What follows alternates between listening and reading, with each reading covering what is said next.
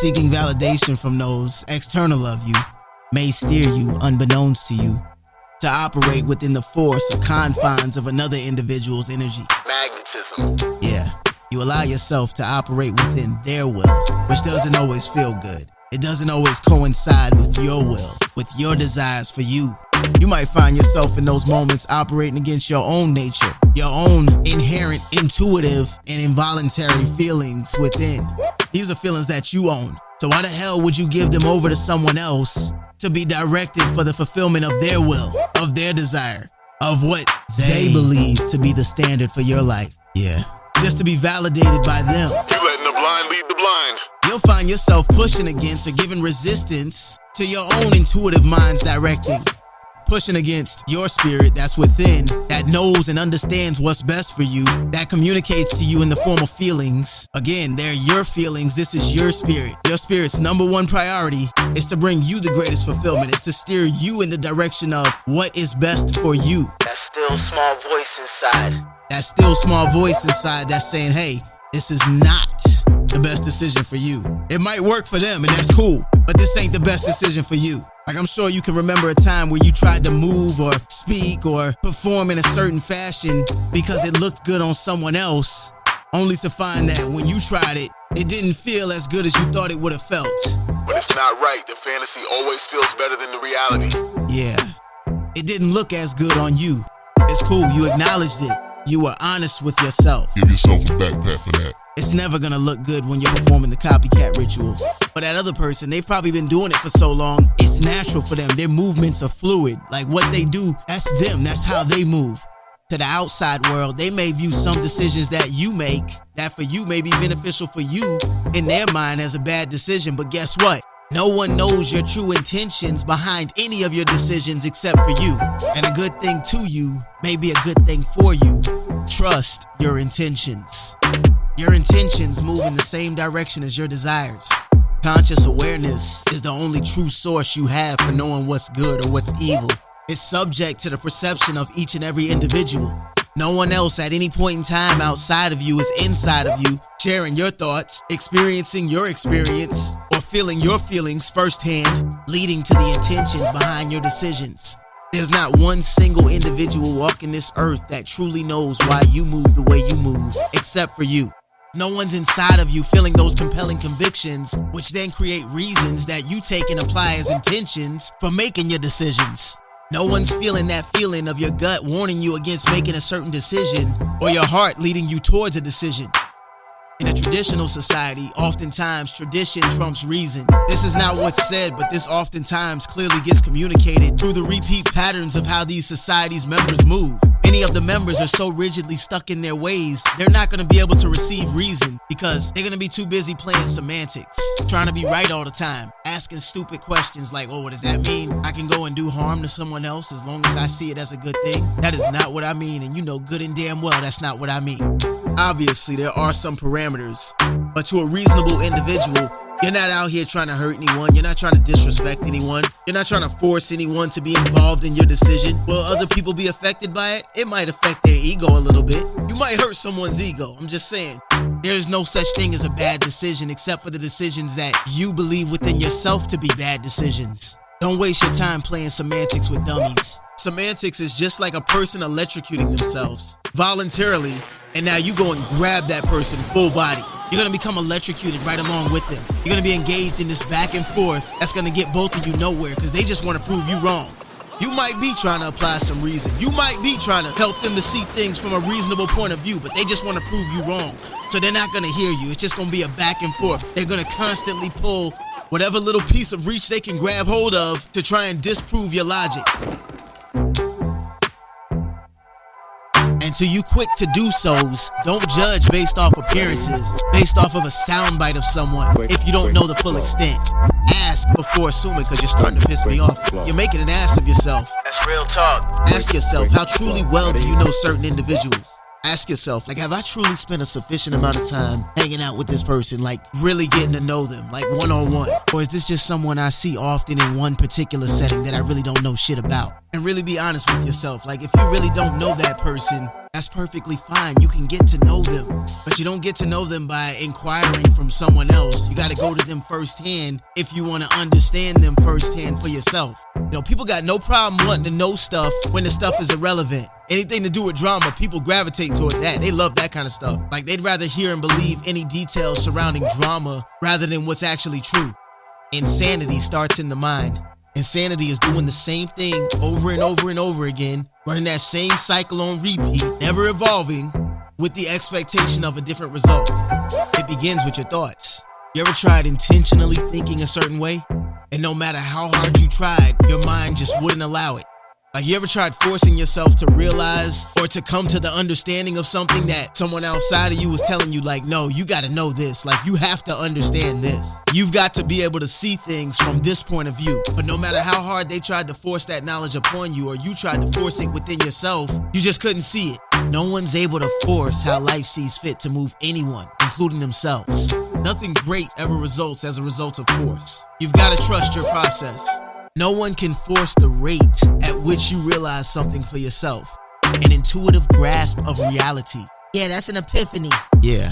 A purification or purgitation that brings about spiritual renewal or release from tension. That, my friend, is catharsis.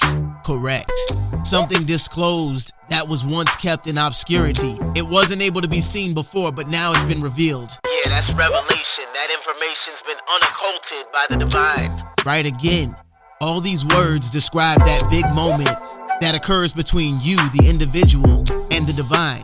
You become elevated in these big moments to a higher level of awareness. It feels great.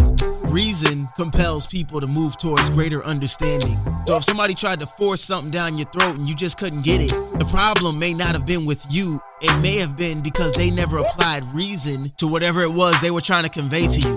Reason is like magic. It's a power because it opens people's minds. Reason gives people reason to maintain an open mind. Knowledge is power because knowledge is divine. Like, knowledge is a gift. Awareness is a gift from the divine. The more aware you are, the more you become one with the divine. As within, so without. Yeah.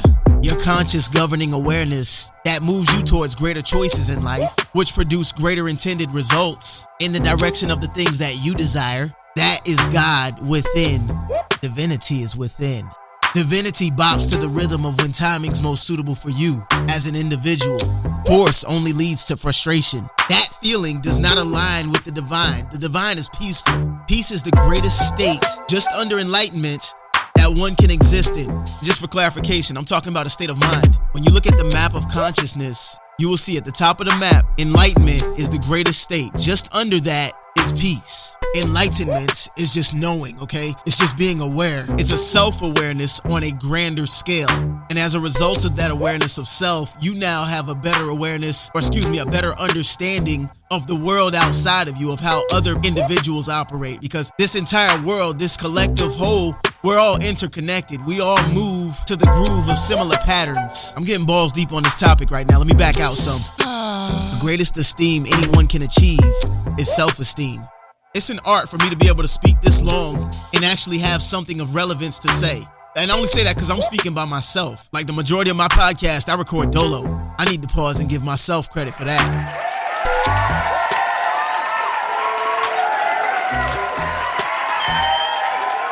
Yeah. It's an even greater value for me to be adding value to you who's listening to what I have to say. By the way, shout out to you for listening right now, because you don't have to be listening right now. Yeah. Real greatness, true greatness, is knowing you've got a massive advantage, a massive superpower, and never using it to bring others down. The most powerful way to help heal someone is to just listen. Don't analyze, don't make assumptions, just listen. The silence will speak to you. People begin to heal the moment they realize they're being heard. You'll never be capable of helping someone heal if you're not willing to come up off that ego. If you're not willing to step outside of your own feelings, your own emotions, and really allow yourself for a moment to view things entirely from that other person's perspective. You ever lost something in your house, like your remote or glasses, something, just anything, any random thing, and you're frantic looking for that thing? It oftentimes seems impossible to find that thing when you're trying to really force yourself to focus and look specifically in certain places. Like, I know it was over here. I know it was over here. Like, you want it to be in these places because you remember, yo, I saw it here last time, or I saw it there. But once you stop trying to force things, once you stop thinking about it, once you go into a place of peace, which is just to say you've made peace with the idea that, you know what, I'm not going to find this right now. So there's no need in me getting worked up about it. All of a sudden, that thing just pops up. It's like as soon as you're no longer looking for it, as soon as you start looking for something else, it randomly just shows up somewhere. Like, what the hell, man? That's the way enlightenment works. You got to be able to silence all the external noise to even be able to look deep within. Deep inside at all your dark internal crevices, at all your past hurts, past traumas, and those things that tend to mentally get avoided by you. You gotta shed light on those areas. You got to enlighten yourself by shining your own inner light on the real reason, on the real truth behind why it is you do the things you do, why you move the way you move. What things do you do because you inherently desire to versus what things you do because you've been programmed to by those external of you. It's vital to ask yourself, am I just going through the motions without truly experiencing the emotions believed to be associated with performing those motions? Don't resist change. Don't try and fight it. Change is undefeated. Regardless of whether or not you'll accept change as it applies to you, change external of you, or change regarding others external of you is inevitable, because the only thing you can control is you. Knowing thyself is the biggest truth. Once you find the truth within, you found God. Source. The origin. Yeah. With no positivity, there's no hope. With no negativity, there's no improvement. To improve is to change. To be perfect is to change often. So while you're walking around looking perfect for some of you, if you're not often changing, if you're just cycling on repeat, you're not actually perfect. You might have a form of perfection. You might look on the outside to the outside world and believe within yourself, lying to yourself, that you're perfect. But you lack the integrity. You lack the commitment that's actually required to be perfect. You lack the willpower. You got this form of perfection, but you deny the power thereof. Isn't that ironic? And while I'm on that, it don't make you a winner because your competition got injured, dropped dead, or for whatever reason was unable to continue to compete. And you won defaultably. That doesn't make you a winner. True winners put the work in to get better. They don't just hope the worst for somebody else so that for that other person, their misfortunate default disposition becomes your pseudo-pragmatic position. Yeah, it's easy to look like the top dog when you've not competed against any real opponents, when you've not elevated yourself to a position worthy of facing real competition. It's easy.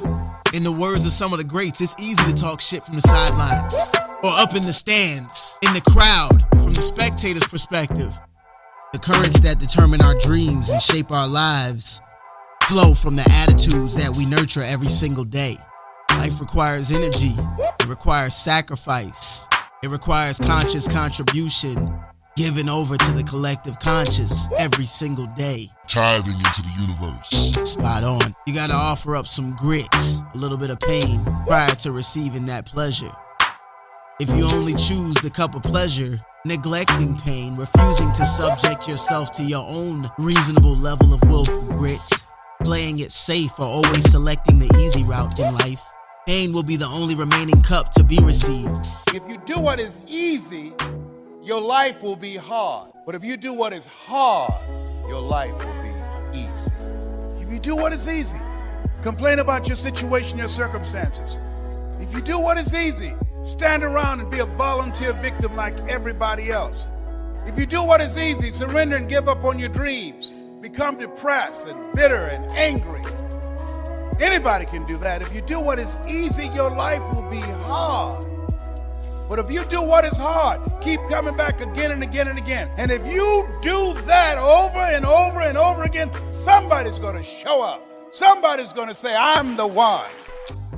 You're not going to find passion playing small. Wow. Seriously, Puns tickle me from time to time. That wasn't intentional. Seriously though, you're not gonna find passion playing it small. There is no passion to be found playing small. Not any real passion. There's no passion found in settling for a life less than that of the life you're capable of living. Mistakes pack power. Mistakes have the power to turn you into something better than you've ever been. If you feel that you absolutely can't stay positive, don't go negative. Just cruise neutral for a while until you get back up. Your intentions create your reality. Develop that backbone. Follow those intentions. They're leading you somewhere. They're leading you towards greater fulfillment in your life. A single individual with a backbone will overcome more than thousands will with a wishbone. Every situation in your life you've ever overcome, you overcame by tapping into strength you never knew you had. All right, I'm just about through. I'm segueing to the recap. People only know regarding you whatever you choose to disclose about you. No one outside of you can access your consciousness. No one except for you knows the true intention behind any of your decisions. Yeah, I'm aware that's gonna be a hard pill for some to swallow. All those little manipulative mind games, yeah, that shit ain't flying over here no more. Yo, fuck out of here with that. Okay, don't think you know people. Don't think you know the ins and outs without first inquiring from that individual firsthand. Remember, true understanding cannot be forced. True understanding will not be forced. Truth alone, truth on its own, requires no force. The only way one can truly discover God is through purification of your lower self and activation of your higher self. I didn't want to go too deep on this today, but I'll get deeper on a later episode. God, source, all, the supreme consciousness, the collective consciousness, the collective whole, it's all the same idea. It all means the same thing. Cosmic consciousness. It's just different strokes for different folks. It's semantics, that's all it is. It's occulted. Hidden, not purposefully, not in a nefarious way, but God must be discovered. Discovered through 3 degrees. As light transfers to light, the individual and the universal become one. And this is the alchemical marriage. The only way to discover that light is to go deep within. You've got to face and embrace your inner truth. Fear will cause one to run from those inner things they must confront in order to grow. On a lighter note, exercise, as the saying implies, will provide you the confidence and a surety to walk assuredly into one's own destiny.